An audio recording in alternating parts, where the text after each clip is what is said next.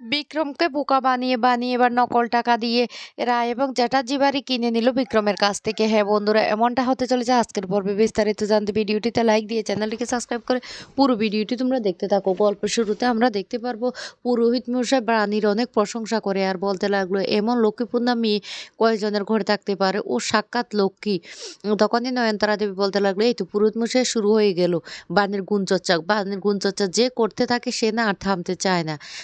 দেখো দেখো, পুরোহিত মশাইয়ের কাণ্ড দেখো। পুরোহিত মশাই তারপরে পুজোটা সঠিক নিয়মে করে বলতে লাগলো, এবার তাহলে আসি। এই বলে পুরোহিত মশাই যখন চলে যেতে লাগলো তখনই সেখানে এসে হাজির হয় সে বিক্রম। আর বিক্রম আসার সাথে সাথে ঠাকুরের প্রদীপটা নিভে যেতে লাগলে বাণী ছুটে গিয়ে মিস্টার চ্যাটার্জি বলে চিৎকার করে প্রদীপের হাত দিয়ে। আর তখন অনিরুদ্র সাথে সাথে প্রদীপে হাত দিয়ে, দুজনে হাত দিয়ে প্রদীপটা নিভে যাওয়ার হাত থেকে রক্ষা করে। আর বাণী তখন বলতে লাগলো, ও কি সর্বনাশ হয়ে যেত আজকে।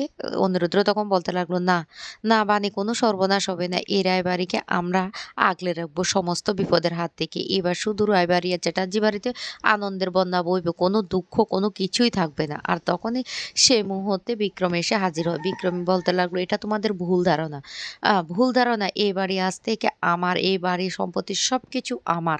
তখন এই কথা শুনে রেগে যায় শিবনাথ বাবু। শিবনাথ বাবু তখন বলতে লাগলো, আপনি কি বলতে চাইছেন, কি বলতে চাইছেন বিক্রম বাবু। বিক্রম তখন বলতে লাগলো, কেন, আমি তো ভুল কিছু বলছি না।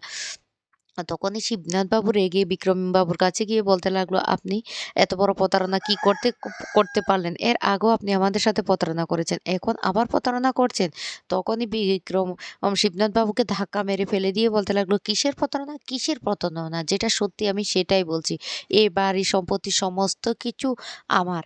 তখন অনিরুদ্র রেগে গিয়ে চিৎকার করে বলতে লাগলো, শুনুন বিক্রম বাবু, ও খুব খারাপ হয়ে যাবে। সাথী তখন বলতে লাগলো, আপনি এটা কি শুরু করে দিয়েছেন। তখনই বিক্রম সাথীকে অপমান করে রীতিমতো। আর বলতে লাগলো, ও আপনার স্বামী না অন্য একটা বাড়িতে থাকে অন্য একটা মহিলাকে নিয়ে। তখনই সেই কথা শুনে অনিরুদ্র বলতে লাগলো, মুখ সামলে কথা বলুন, না হলে কিন্তু আমি। ও তখন বিক্রম বলতে লাগলো, কি করবে, কি করবে, এবার থেকে আমাকে ঘাড় ধাক্কা দিয়ে বের করে দেবে। সেটারও আর কোনো উপায় রইল না, কারণ এই বাড়ি, এই গাড়ি সম্পত্তি ও কোনো কিছুতে তোমাদের আর কোনো অধিকার নেই। আর তখন সেই মুহূর্তে বাড়িতে চলে আসে ব্যাংকের লোক। ব্যাংকের লোকেরা এসে বলতে লাগলো, আপনাদের এত পরিমাণ ঋণ হয়ে গেছে যে আপনাদেরকে আমরা আর সময় দিতে পারছি না, তাই এই বাড়ি গাড়ি সমস্ত কিছু আমরা নিলামে দিতে চাই। তখনই অনিরুদ্র বলতে লাগলো, আপনারা কি বলছেন এসব, কি করে আপনারা এসব বলছেন। তখন ব্যাংকের লোক কোনো কথা না শুনে নোটিশ টাঙিয়ে দিয়ে বলতে লাগলো, আমরা নোটিশ টাঙিয়ে দিলাম, আগামী দিনে আপনাদের বাড়িটা নিলাম হয়ে যাবে, আর পারলে আপনারা কিনে নেবেন। এই কথা বলে ওনারা যখন চলে যায় তখন বাণী বলতে লাগলো, এবার কি হবে, কি হবে মিস্টার চ্যাটার্জি, আমি তো কিছুই বুঝতে পারছি না। তখন মৌলি বলতে লাগলো, এই সবকিছু আমাদেরকে হারাতে হচ্ছে ওই আর্যকে চাকরি দেওয়ার পর। আর্য আমাদের সমস্ত ক্ষতি করেছে। বাণী তখন বলতে লাগলো, মৌলি। তখনই শিবনাথবাবু বলতে লাগলো, মৌলিকে চিৎকার করে তো কোনো লাভ নেই, এটা তো সত্যি কথা। আমি অনেক বড় ভুল করেছি। আমি ওকে চাকরিটা দিয়েছি কারণ ওর শরীরে তো ও এই নকুলের রক্তই বইছে, উম, যে সব কিছুর মূলে। একথা বলতে নকুল তখন বলতে লাগলো, আপনি কি বলতে চাইছেন মৌলি, মুখ সামলে কথা বলো। তুমি যে কি করতে পারো সেটা আমার থেকে ভালো না আর কেউ জানে না।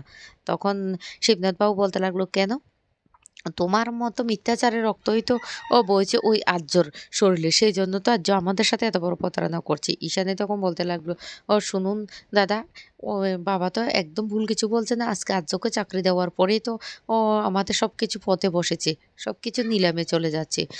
পানে তখন বলতে লাগলো, মৌলি এখনো সময় আছে। তুমি যে কন্ট্রাক্ট পেপারে সাইন করেছো বিক্রম বাবুর সাথে, সে তোমাকে কত টাকা দেবে বলেছে বলো। এসব কিছু পিছনে তুমি আছো। আর তোমার শত্রুতা তো আমার সাথে, তাহলে তুমি কেন সবাইকে এভাবে কষ্ট দিতে চাইছো বলো, কেন এইভাবে কষ্ট দিতে চাইছো, যাও শাস্তি দেওয়ার আমাকে দাও। তখন মৌলি রেগে বলতে লাগলো, বাণী, বাণী এসব কি হচ্ছে, কেন এভাবে মিথ্যা কথা বলছো। বাণী তখন বলতে লাগলো, আমরা ঠিক কথা বলছি। তখনই মৌলি বলতে লাগলো, তোমাদের কাছে কি প্রমাণ আছে।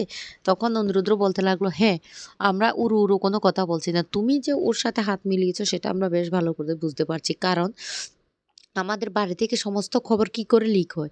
আমি যখন বাণীদের আর্যরের লোকেশন পেয়ে গেছিলাম, সেখানে গিয়েছিলাম, তখন সেখানে কিভাবে গুন্ডারা চলে যায় আর ওকে সেখান থেকে কিডন্যাপ করে চলে যায়।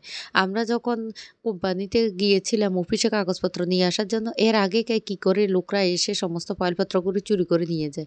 বাড়িতে কি করে গয়নাগুলি নিয়ে আসা হয়। সবকিছুর পিছনে আমার তো কেমন একটা অনেক বড় রহস্য লুকিয়ে আছে মনে হচ্ছে। তখন ঈশানী বলতে লাগলো, "শোনো, তোমাদের সবকিছু না আমি এমনি, এমনি আর মেনে নিতে চাই না। এসব পিছনে যে মৌলির হাত আছে, তোমাদের কাছে কি কোনো প্রমাণ আছে?" মানে তখন বলতে লাগলো, "না, আমাদের কাছে প্রমাণ নেই, তবে আমরা প্রমাণ নিয়ে হাজির হব।"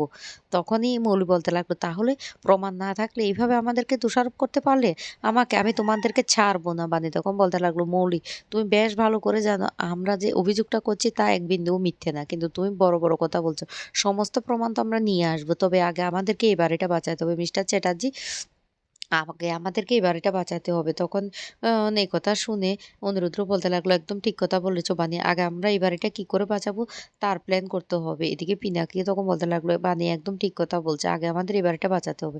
এরপরে বানি আর অনিরুদ্ধ প্ল্যান করে চলে যায় সেই এই ব্যাংক অফিসারের কাছে। আর সেখানে গিয়ে ওরা সমস্ত সমস্যাটা খুলে বলে। আর বললে তখন ব্যাংক ম্যানেজার রাজি হয়ে যায় কিছুদিন সময় দেওয়ার জন্য। কিন্তু হঠাৎ করে একটা ফোন আসে। আর সেই ফোনটা ছিল বিক্রমের। বিক্রম এতটা হুমকি দেয় যে ওই ব্যাংক অফিসার ভয় পেয়ে যায় আর বলতে লাগলো, "আমরা না কোনো সময় দিতে পারবো না।"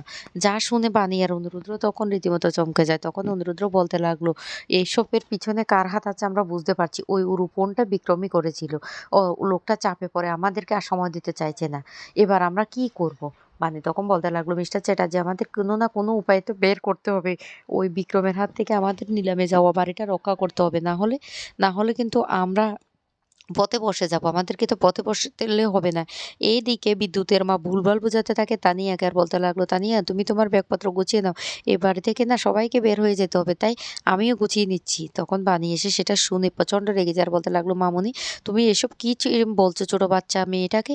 তখন বলতে লাগলো, "আমি তো ভুল কিছু বলছি না। যেটা সত্যি সেটাই বলছি। সবাইকে তো বেরিয়ে যেতে হবে।" বানি তখন বলতে লাগলো, "না, না ছোট বাচ্চাদের তুমি এইভাবে ভুলভাল বোঝাতে পারো না। মামুনি, তুমি একদম ভয় পাবে না। আমরা কোত্থাও যাব না মাম্মাম। আমরা এই বাড়িতে থাকবো। এই বাড়িতে আমি রক্ষা করব।" তখন বিদ্যুতের মা বলতে লাগলো, "বানি, তুই অনেক বড়, বড় কথা বলিস। কি করে এই বাড়ি রক্ষা করিস আমিও দেখে নেব।" বানি তখন বলতে লাগলো, "আমি বলছি তো আমি রায়বাড়ির কাউকে পথে বসতে দেব না। এই বাড়ি আমি ইম রক্ষা করব। নিলামের হাত থেকে আমি বাঁচাবো।" এর পরের দিন যথারীতি নিলাম শুরু হয়ে যায়। এদিকে বানি কি করবে কিছু বুঝতে পারে না। হঠাৎ করে বানির মাথায় একটা প্ল্যান চলে আসে। বানি তখন টাকাটা জোগাড় করে অনিরুদ্ধকে নিয়ে সেখানে চলে যায়। আর বারে যখন নিলাম হতে থাকে তখন অ অনেক টাকা দিয়ে বানি সেই বাড়িটা কিনে নেয়। আর কিছুতে বিক্রম সেটা বুঝতেও পারে না যে না টাকাগুলি নকল। কারণ বানি চালাকি করে নকল টাকা দিয়ে কিন্তু বিক্রমের কাছ থেকে সেই বাড়িটা কিনে নেয়। এ সেই বিক্রমকে বোকা বানিয়ে। কিন্তু সেটা বিক্রম ধরতে পারে না। বিক্রম বুঝতে পারে না টাকাগুলি নকল। পরবর্তী সময়ে বানিরা নিজের বাড়িটা কিনে নিয়ে সে বাড়িতে চলে যায়। এদিকে বিক্রম যখন টাকাগুলি নিয়ে ব্যাংকে যায় তখন সমস্ত টাকাগুলি ধরা পড়ে সেগুলি জাল টাকা। যা দেখে বিক্রম প্রচণ্ড রেগে যায়। তখন বলতে লাগলো, "বিশ্বাস করুন এই টাকা আমার না। এই টাকা আমাদেরকে দিয়েছে।" কিন্তু ব্যাংক ম্যানেজার সাথে, সাথে পুলিশকে খবর দেয় আর বলতে লাগলো, "অনেক জাল টাকা সহ একজন লোক আমাদের ব্যাংকে এসেছে। আপনারা ইমিডিয়েটলি আসুন।" আর তখনই সেখানে বিক্রমকে হস্তনস্ত করে পুলিশের লোক এসে। তো বন্ধুরা, কেমন লাগলো আজকের পর্বটি অবশ্যই কমেন্ট করে জানাবে।